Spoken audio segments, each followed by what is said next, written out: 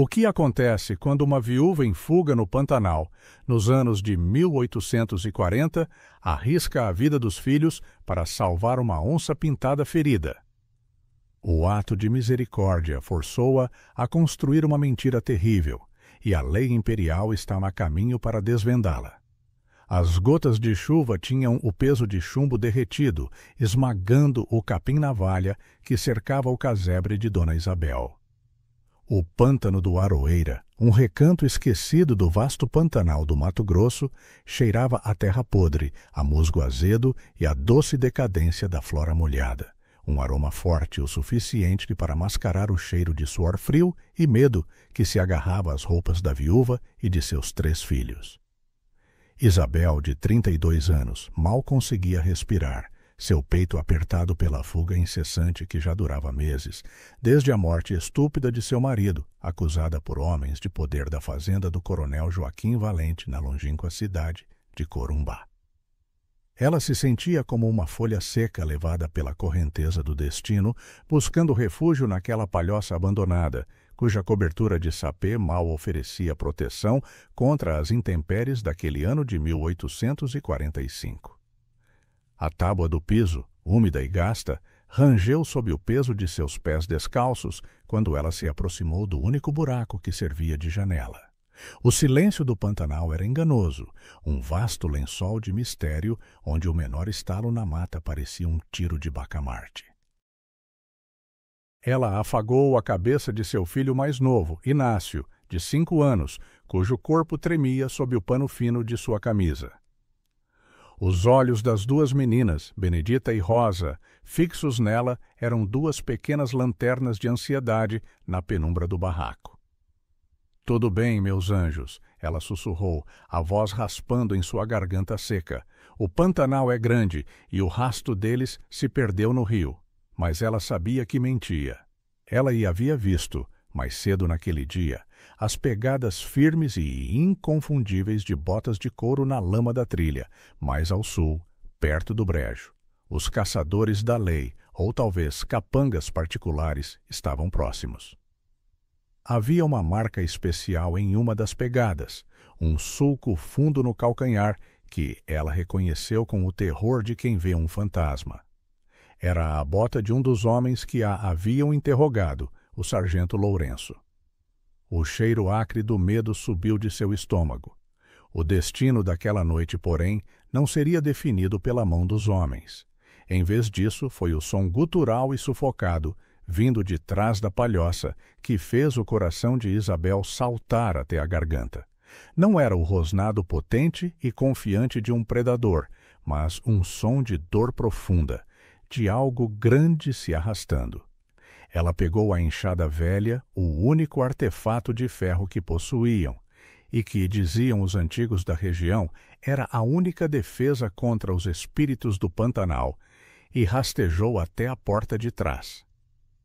O ar pesado e frio trouxe consigo um odor selvagem e metálico, inconfundível. Era sangue.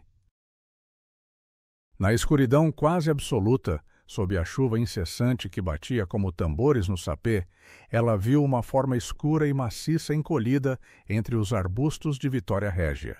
Não era um boi selvagem nem um porco do mato. Era uma onça pintada, o onça, como a chamavam os caboclos. Era um macho enorme, a pelagem densa e escura, com as rosetas mais definidas que ela jamais tinha visto, e o animal estava gravemente ferido. Um profundo rasgo, provavelmente feito por uma faca ou um tiro mal calculado, abria-se em sua pata traseira, e o sangue escorria espesso para a terra vermelha. O animal ergueu a cabeça pesada, seus olhos amarelos, vítreos de dor e febre, encontrando os dela. Não havia ferocidade, apenas uma resignação silenciosa. "Oh, meu Deus!" ela murmurou, a enxada pesando em suas mãos trêmulas. A onça pintada, o rei invisível do Pantanal, estava ali, reduzido a uma criatura ferida e miserável a centímetros da porta onde seus filhos se escondiam. Este animal não pode estar aqui. Seria a nossa morte. Uma onda de compaixão, estranha e violenta, sobrepujou o medo. A onça era um predador, a lei da natureza, e se tivessem que morrer, que fosse por algo que não a crueldade dos homens. Mas havia algo naqueles olhos amarelados, algo que parecia entender a sua própria miséria e exílio, a sua condição de fugitiva.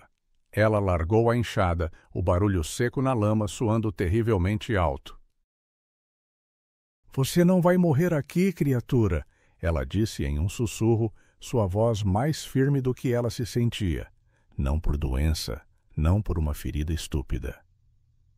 Ela se lembrou de uma história antiga, contada por sua avó nas noites de lua cheia, sobre as onças que não eram apenas animais, mas os espíritos vingadores da mata, os protetores dos desvalidos, e que ferir um deles era atrair a maldição do Pantanal. Curar um, no entanto, trazia uma proteção incompreensível.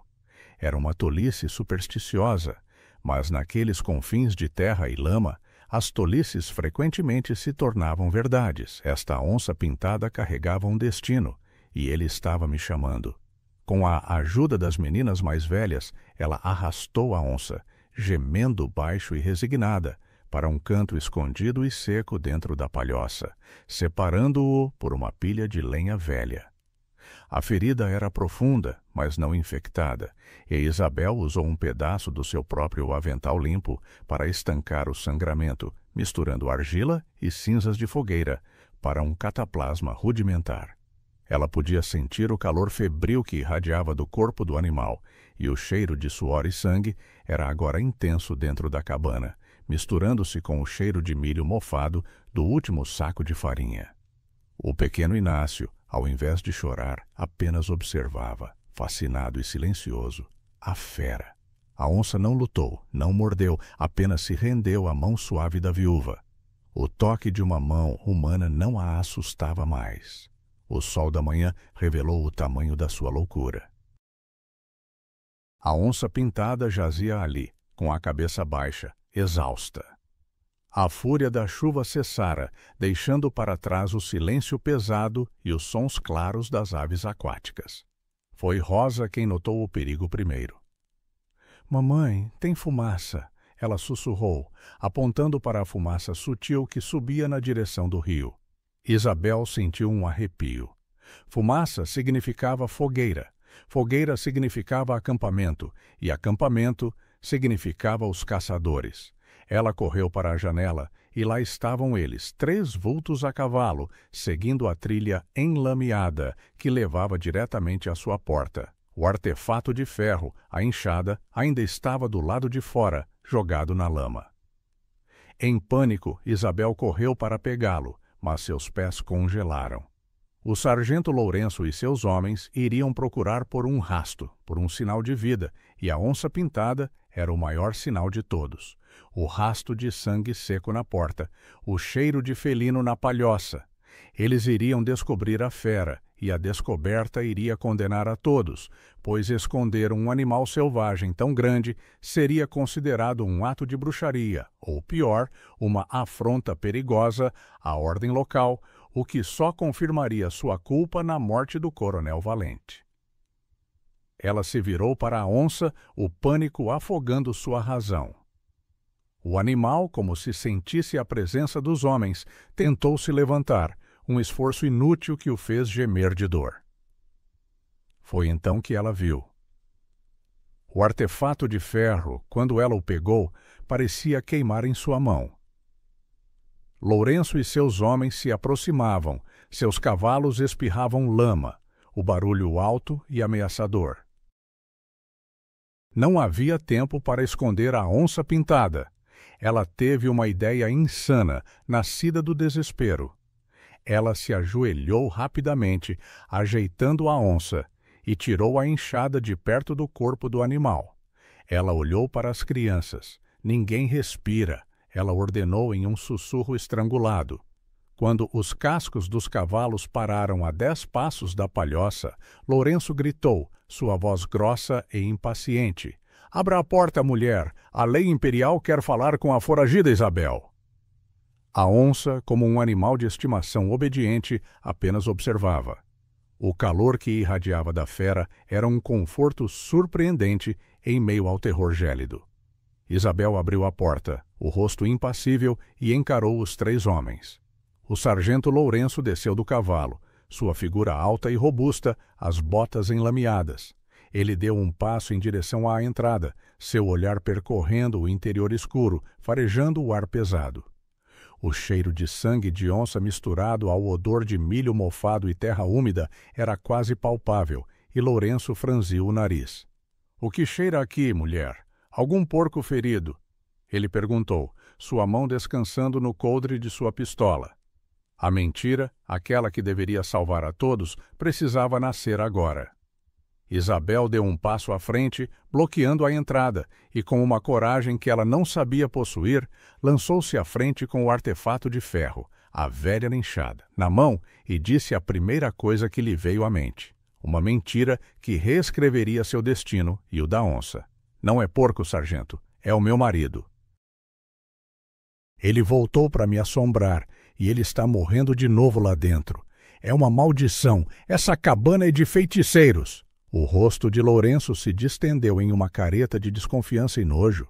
Ele era um homem de lei e ordem, mas também um homem do mato, e o medo das superstições era um veneno que corria nas veias de todos no Pantanal.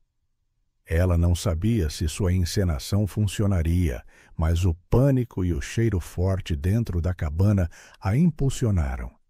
Ela balançou o artefato de ferro no ar, como se estivesse afugentando um demônio, e gritou em um tom histérico. — Não entre, sargento! O espírito de Valente está preso aqui. Ele me amaldiçoou e a seus filhos. Vá embora!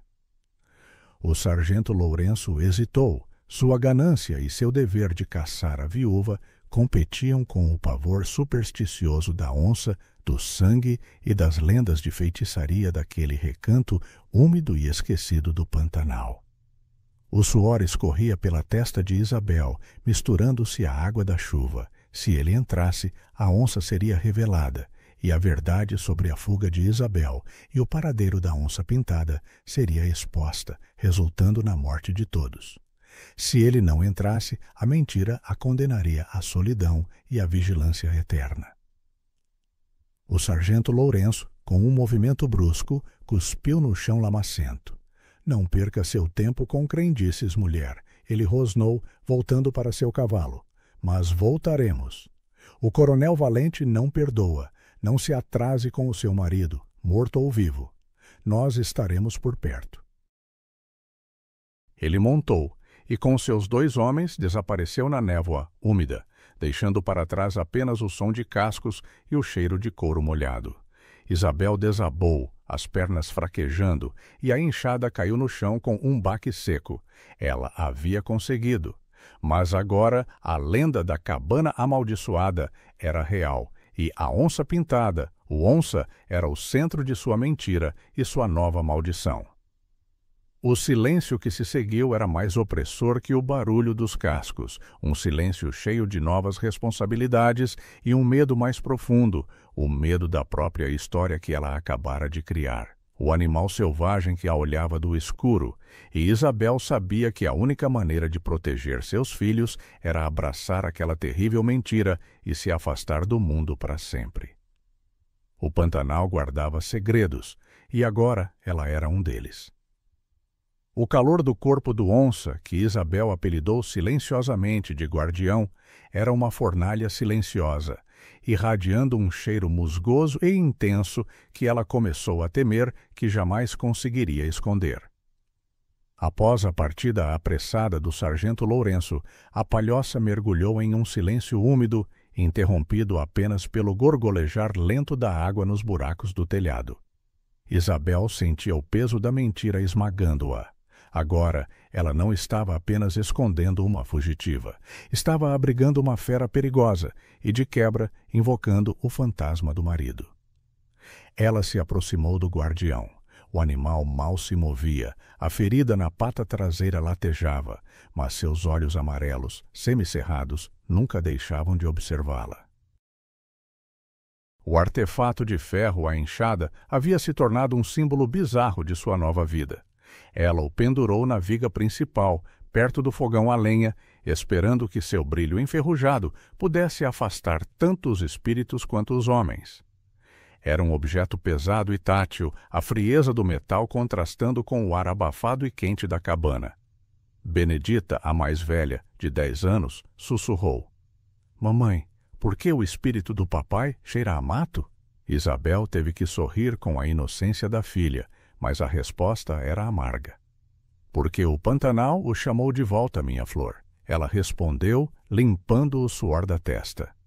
A rotina de Isabel se transformou em um balé de cuidado e ocultação. Ela saía de manhã cedo, antes que a névoa se dissipasse totalmente, para caçar pequenos peixes nos braços do rio, sempre carregando o peso do onça em sua consciência. Ela precisava de comida, tanto para seus filhos famintos, quanto para o guardião, que, apesar de ferido, era uma máquina de carne que exigia proteínas para sobreviver. Certa tarde, ao voltar com um punhado de peixes graúdos, Isabel ouviu um som perturbador, o de metal contra metal. Era o sargento Lourenço e um de seus homens, o cabo Firmino, que haviam retornado mais cedo do que o esperado, seguindo a trilha da água, e estavam parados perto de sua canoa improvisada. Ela se escondeu atrás de uma moita densa de aguapé, o coração batendo descompassado. Os homens estavam conversando em voz baixa, e o cheiro forte de fumaça de tabaco, carregado pelo vento, chegou até ela. "Não gostei da história daquela mulher", disse Lourenço. "Feitiçaria. É a desculpa mais velha do mundo para quem esconde algo valioso, ou pior, para quem esconde o corpo." Firmino riu, um som seco e cruel.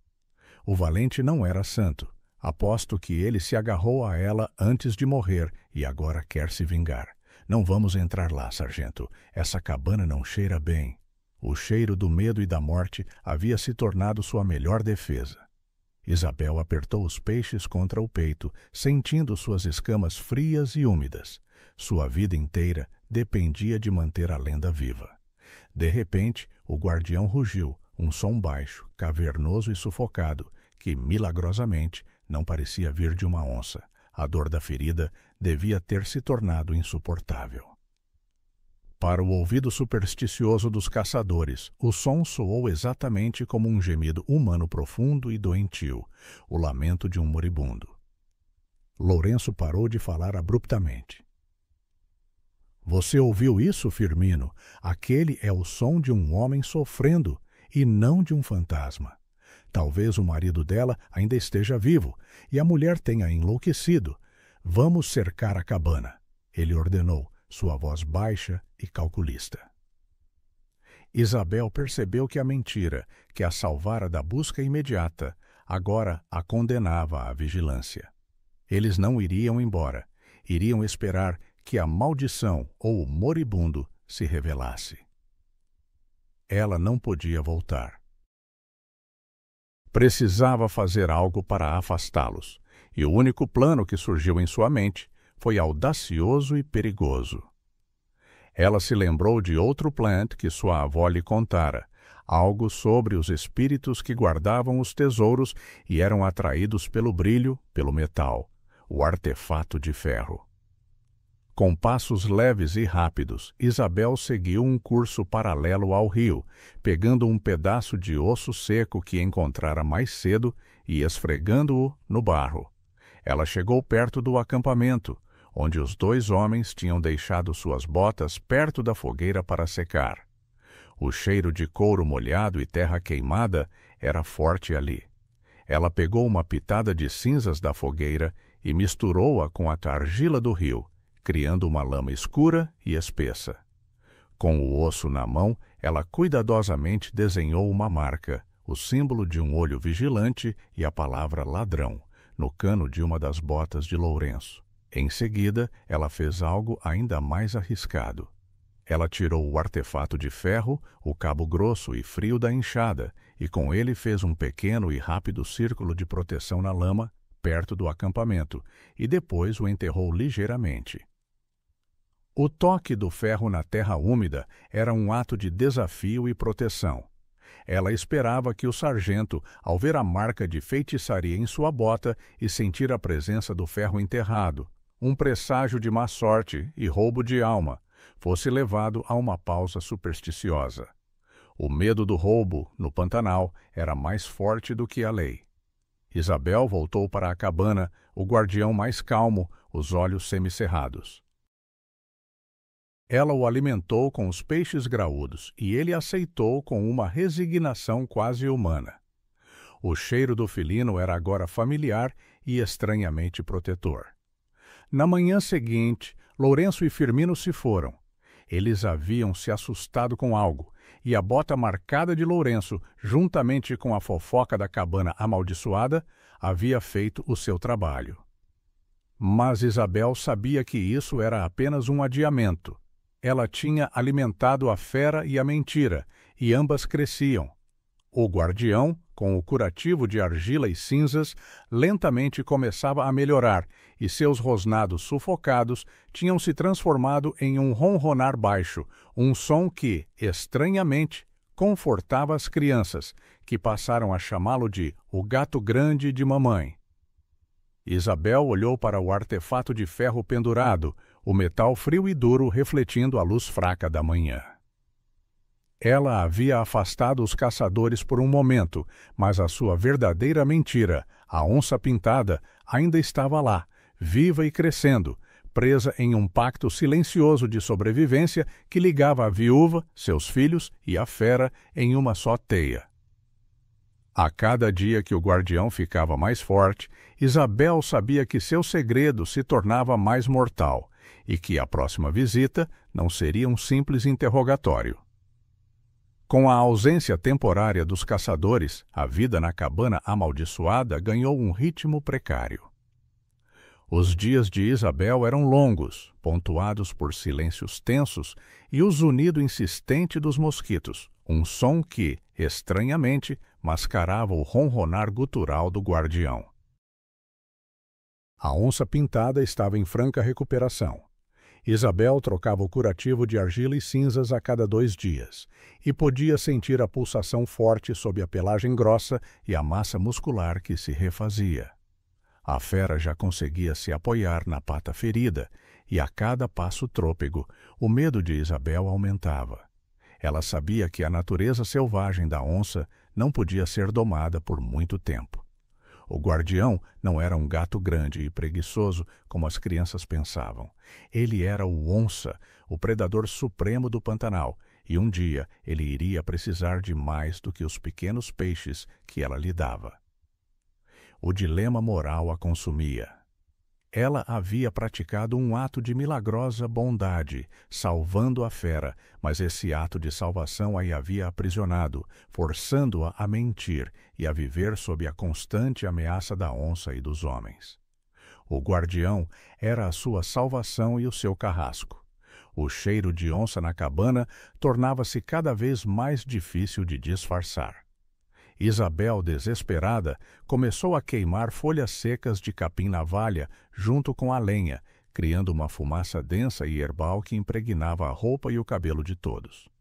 Era um cheiro forte, que ardia nos olhos, mas que, esperava ela, fosse capaz de sufocar o odor felino para quem estivesse de fora. Ela também começou a usar o artefato de ferro, a enxada, de forma mais funcional, cavando uma vala rasa ao redor da cabana, não apenas para drenar a água, mas para criar uma barreira simbólica contra os olhares curiosos. O cabo de madeira liso e o metal frio eram as únicas coisas reais que ela sentia em meio a tanta mentira. O primeiro sinal de que a lenda da cabana amaldiçoada estava se espalhando chegou com o vaqueiro Tarcísio, um homem corpulento de meia-idade que vivia em uma fazenda distante, a São Sebastião, conhecido por sua franqueza e sua sede insaciável. Tarcísio apareceu no meio da tarde, cavalgando um pônei magro, atraído, segundo ele, pelo rumor de que uma viúva louca estava abrigando o fantasma amaldiçoado do marido. Isabel o viu se aproximar através das frestas do capim-navalha queimado, e seu coração disparou. — Dona Isabel! Tarcísio gritou, parando a uma distância respeitosa, 10 passos de onde o artefato de ferro estava enterrado, o que Isabel notou com satisfação. O sargento Lourenço me disse para avisá-la. Eles estão voltando com um padre para exorcizar sua casa, a menos que você se entregue. Dizem que a praga está se espalhando. É a sua loucura, mulher. O cavalo de Tarcísio estava agitado, farejando o ar. O guardião, de dentro da cabana, soltou um rosnado baixo, quase um trovão distante, que soou como um gemido agônico. O vaqueiro recuou um passo, fazendo o sinal da cruz. O cheiro de capim-navalha queimado e o odor úmido do Pantanal confundiram seus sentidos. Isabel agarrou a chance. Ela encenou um ataque de choro histérico, cobrindo o rosto com as mãos, e gritou em um tom de voz estrangulado: "Vá embora, Tarcísio! O onça dele está aqui! O espírito!" "Ele me faz ficar, me impede de enterrar o osso dele. O padre vai se contaminar com a minha loucura."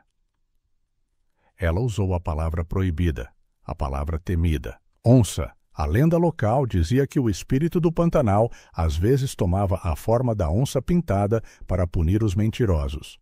Tarcísio empalideceu.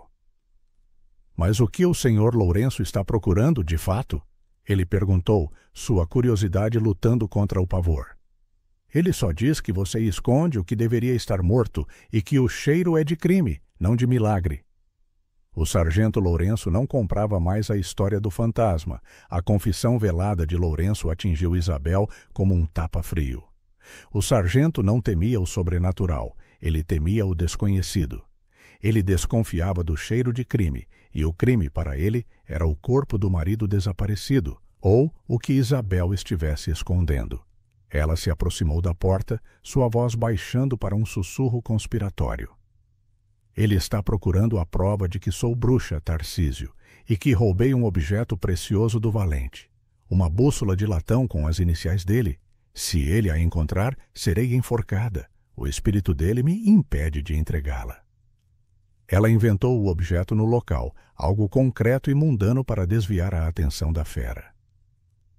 A bússola de latão seria o próximo plant, uma isca para a ganância.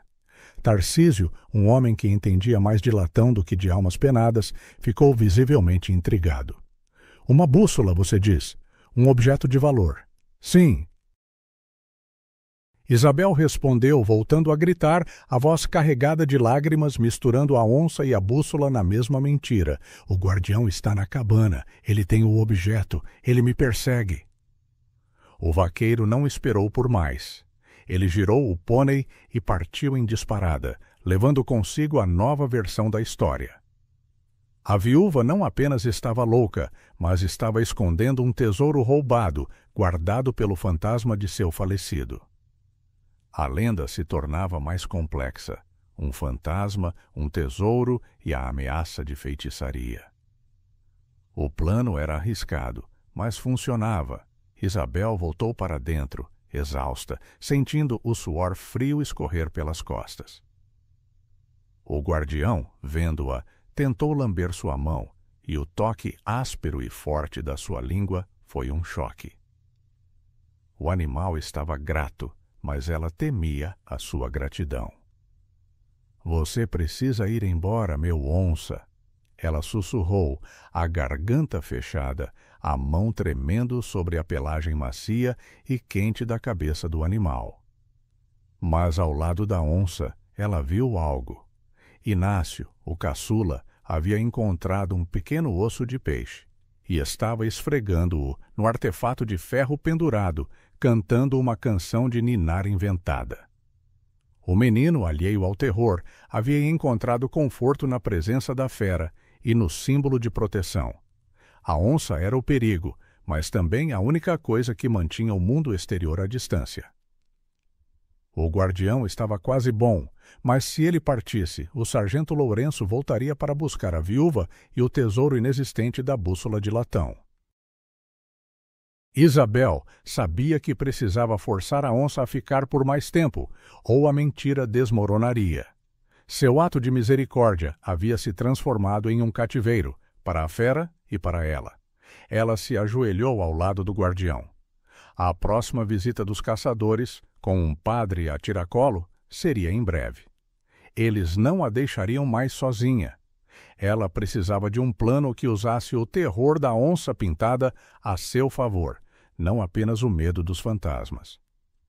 Isabel dedicou os dias seguintes a um preparo febril e silencioso, sentindo que a paz do pântano do Aroeira era apenas a calmaria antes da tempestade. Ela precisava que o guardião estivesse forte o suficiente para se proteger, mas também manso o suficiente para não atacar seus filhos, e visível o suficiente para ser a prova definitiva da sua mentira. O guardião agora se movia com uma flexibilidade surpreendente, a ferida na pata quase cicatrizada, e a tensão entre sua gratidão e sua natureza selvagem pairava na cabana como a névoa matinal.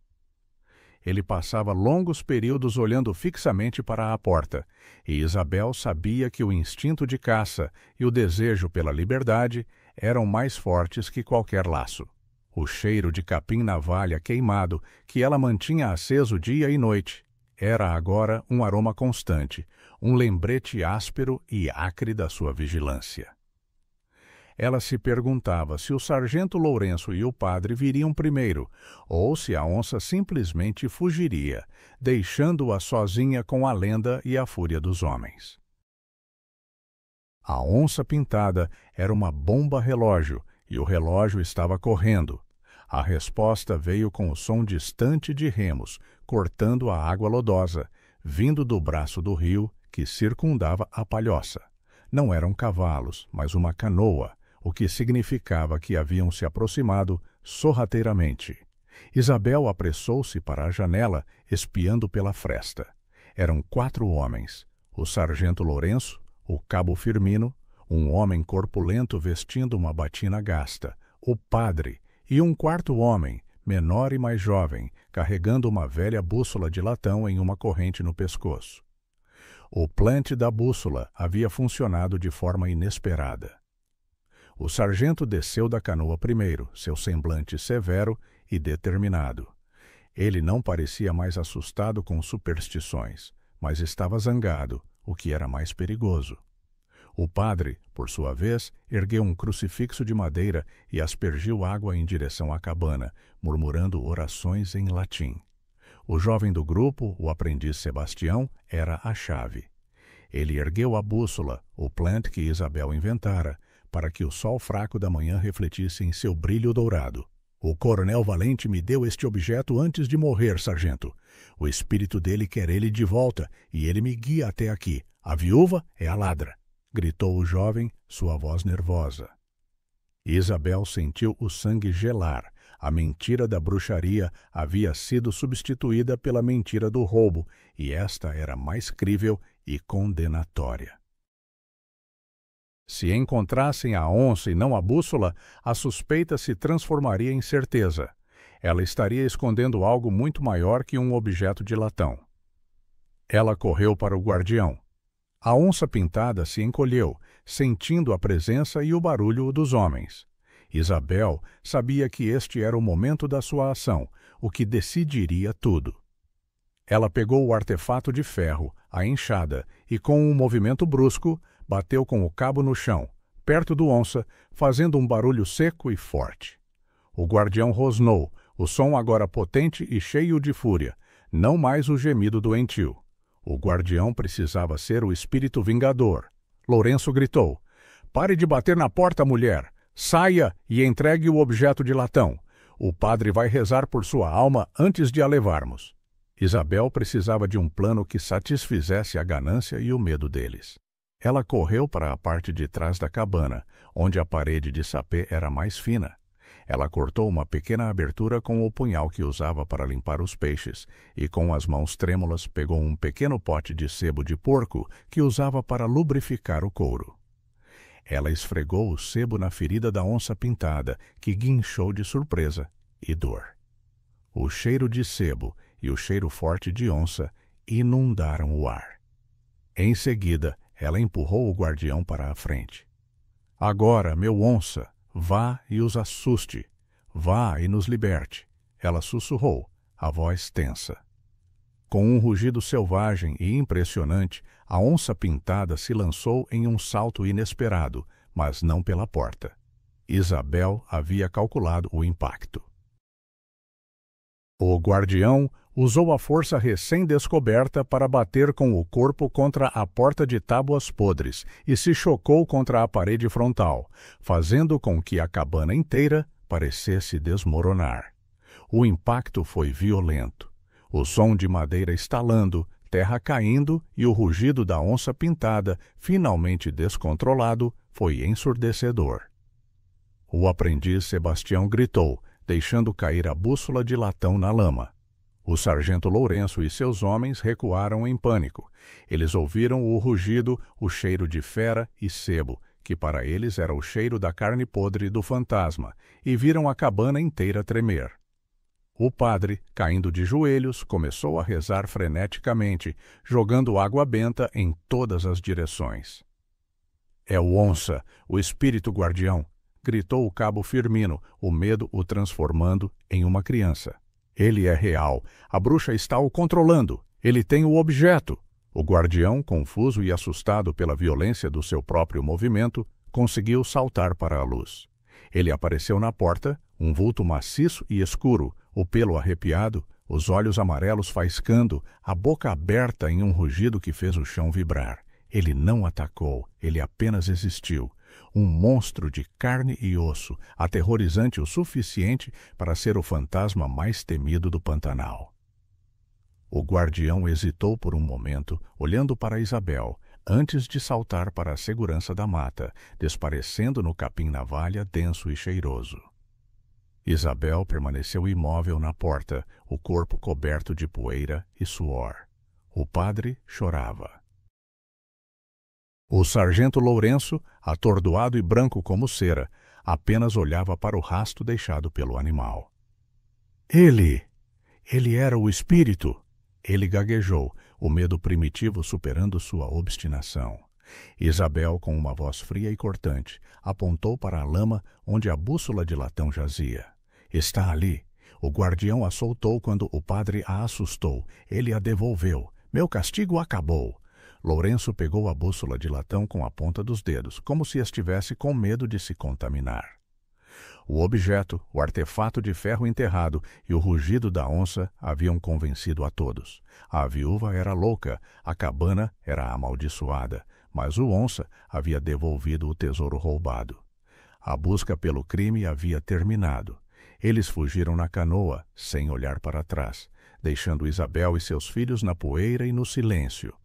A ameaça se fora, mas o preço havia sido alto.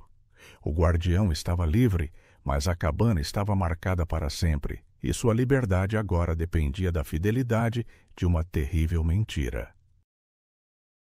O silêncio que se instalou parecia o silêncio de um túmulo, mas, pela primeira vez em meses, era um silêncio seguro.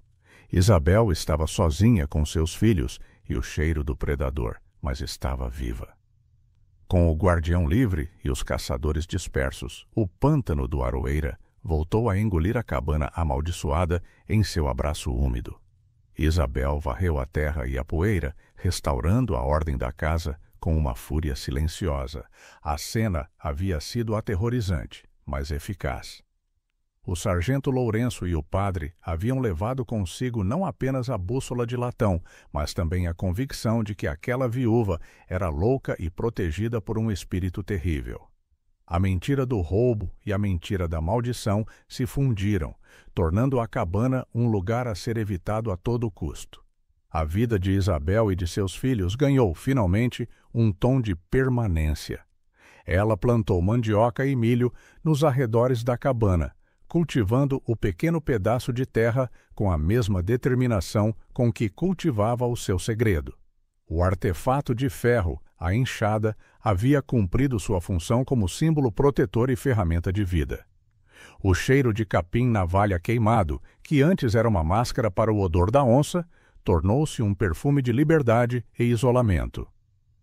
A cabana amaldiçoada estava, ironicamente, salva. No entanto, a ausência do guardião deixou um vazio estranho. A ameaça física da onça tinha sido substituída por uma ameaça mais sutil e interna, a paranoia. Isabel estava sempre atenta, examinando a mata, ouvindo os sons do pântano. Ela sabia que a onça estava por perto. Deixou pequenos pedaços de peixe na beira do rio, um gesto silencioso de gratidão e despedida. Certa noite, meses depois, o som de algo raspando na porta de madeira fez o coração de Isabel dar um salto. Ela pegou a enxada, o artefato de ferro, e se aproximou com cautela. Não havia rosnado nem gemido, apenas o silêncio denso e o cheiro fresco da noite do Pantanal. Ela destrancou a porta lentamente. Não era o guardião. Era o vaqueiro Tarcísio, o mesmo que espalhara a história da bússola, mas ele estava sozinho e parecia faminto, magro e assustado. O cheiro de medo era palpável, misturado ao cheiro de poeira e cavalo suado. Ele estava no limite da vala que Isabel havia cavado, tremendo. Dona Isabel, por favor, me deixe entrar. Tarcísio implorou, a voz rouca. Não viu o guardião, apenas o cheiro de capim na valha e o ardor da maldição. Eu estou ferido. Os homens do Coronel Valente, que pensavam que eu sabia mais sobre o tesouro, me encontraram. Ele apontou para a perna, onde um corte feio sangrava sob o tecido rasgado. A mentira havia voltado para morder outro homem. Isabel não sentiu pena, mas um senso de dever. Ela havia criado a lenda. Tarcísio era apenas mais uma de suas vítimas. Ela o deixou entrar, e ele se encolheu no canto oposto, ao lugar onde o guardião costumava descansar, olhando para o artefato de ferro pendurado com um pavor reverente. O sargento Lourenço disse a todos que a senhora tem um pacto com o onça. Ele disse que ele viu o espírito devolver a bússola de latão, mas que a verdadeira riqueza, o ouro que Valente roubou, ainda está escondida aqui, guardada pelo espírito da fera, e que ele voltará quando a praga se acalmar. Tarcísio sussurrou, bebendo a água que Isabel lhe ofereceu. Isabel sentiu o peso do fracasso. Ela havia tentado desviar a atenção para um objeto mundano, a bússola, mas a lenda era mais forte que a razão. A fúria dos homens havia sido temporariamente interrompida pelo medo, mas a ganância não morreria. O onça estava livre, mas o mito que o cercava agora a ligava permanentemente àquela cabana. Não há ouro, Tarcísio, Isabel respondeu com calma fria. Há apenas a miséria de uma viúva e a força desta casa. Ela curou sua ferida usando as mesmas ervas e o mesmo sebo de porco que havia usado para o guardião, sentindo o calor febril da perna do vaqueiro sob seus dedos. Tarcísio permaneceu por 3 dias, e durante esse tempo ele a ajudou a consertar o telhado. Ele nunca perguntou sobre o guardião, mas seus olhos seguiam o rastro da fera na lama seca ao redor da cabana. No 3º dia, quando ele estava forte o suficiente para partir, Isabel lhe deu um pedaço de pão e um aviso.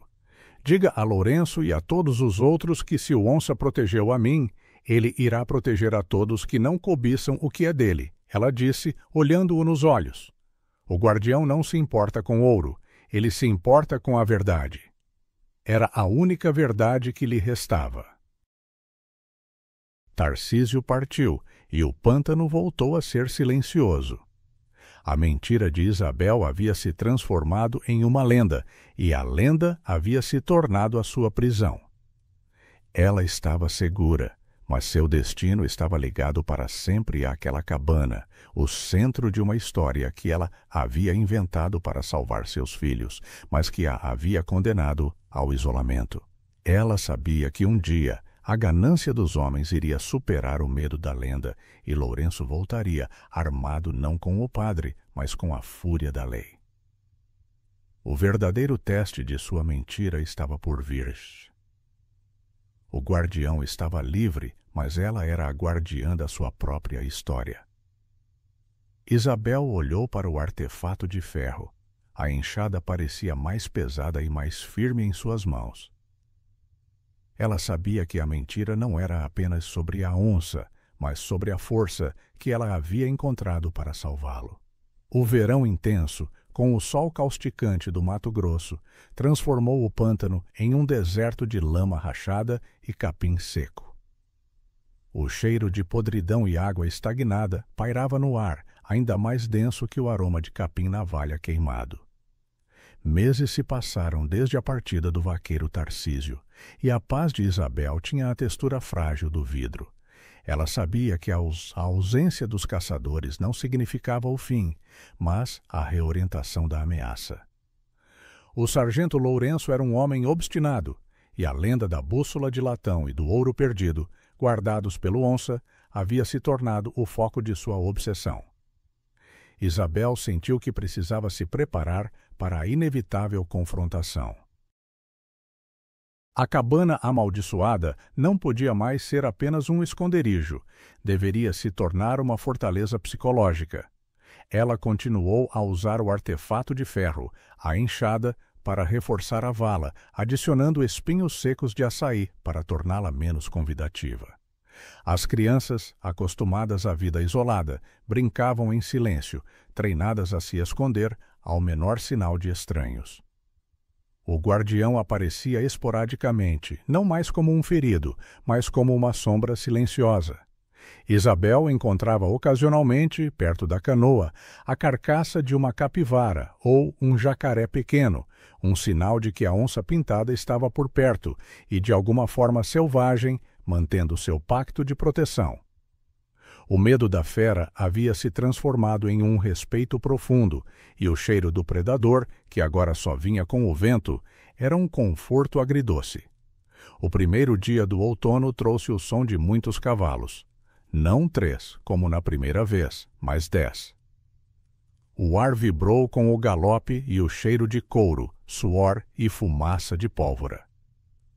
O sargento Lourenço não estava mais buscando um fantasma ou um artefato roubado. Ele estava buscando a confirmação de uma grande mentira e, talvez, a glória de encontrar um tesouro. Isabel viu-o se aproximar, uma força-tarefa da lei imperial, com archotes e armas, determinados a desmantelar a lenda da cabana amaldiçoada. Ela agarrou seus filhos, seus corpos pequenos tremendo contra o dela, e os escondeu sob uma pilha de pelica na parte mais escura da palhoça.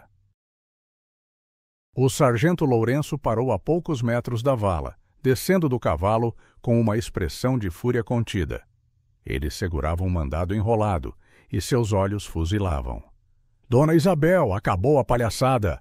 Trouxe a força imperial. Vamos queimar sua cabana amaldiçoada e procurar o ouro do coronel Valente. Saia agora e se entregue à lei. O cheiro do capim-navalha queimado parecia irritá-lo. Isabel saiu da cabana, a enxada na mão. O artefato de ferro reluzia na luz tênue da tarde. Ela não gritou nem chorou. Sua voz era baixa e firme, com a autoridade fria que o isolamento lhe havia dado. O guardião está por perto, sargento. Ele me protegeu e me libertou do fantasma. Se você profanar esta casa, o onça imperial vai reivindicar suas almas e seu ouro. O ouro que ele roubou de Valente está guardado no lugar onde você menos espera. Ele me fez jurar. Ela estava jogando a cartada final da mentira da proteção divina e do tesouro. Lourenço hesitou. Ele queria a viúva, mas ele queria o ouro ainda mais. O medo primitivo ainda estava lá, submerso sob a ganância. Ele olhou em volta e seus olhos caíram sobre a vala reforçada, as folhas secas de capim-navalha espalhadas por toda parte e o brilho do artefato de ferro na mão dela. A lenda era forte, mas o ouro era real para ele. Onde está o ouro, mulher? Diga-me, e sua pena será reduzida. Lourenço gritou. Isabel sabia que precisava direcionar a ganância dele. Ela apontou para a mata escura e cheia de espinhos. Pergunte à onça, sargento. Ele levou o ouro para o único lugar que a lei não ousa ir, o caminho dos mortos. De repente, um rugido ecoou na mata, vindo de uma distância considerável, mas, inegavelmente, um som de onça. Não foi o guardião. Era um som selvagem e forte, o som da própria natureza do Pantanal. O cheiro de predador, carregado pelo vento, espalhou-se rapidamente.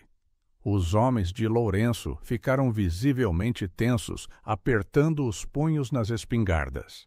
"É um sinal, sargento!" gritou um dos soldados. "O onça está nos chamando para essa armadilha." Lourenço, dividido entre o dever e a ganância, tomou sua decisão. Ele queria desmascarar a viúva, mas a promessa de ouro era tentadora demais. Se o ouro estivesse no caminho dos mortos, ele teria que arriscar. Se o ouro não estivesse lá, ele voltaria e a mataria por mentir. Ele apontou para Isabel. "Você pode fugir da lei humana, mas não da lei divina. Voltarei por você quando tiver o ouro." Lourenço e seus homens se viraram, ignorando a cabana e a viúva, e partiram a galope em direção à floresta profunda, o caminho dos mortos, o lugar mais perigoso e inexplorado do Pantanal. A busca pelo ouro havia superado a caçada pela viúva. Isabel ficou parada na porta, a enxada ainda erguida. Ela havia vencido o confronto, desviando a fúria da lei e da ganância. O guardião, o animal que ela salvara, havia se tornado seu escudo, e a mentira sua salvação. O ar se encheu de um cheiro de paz recém-encontrada. Ela estava finalmente livre da perseguição, mas presa para sempre à sua história de amor e medo.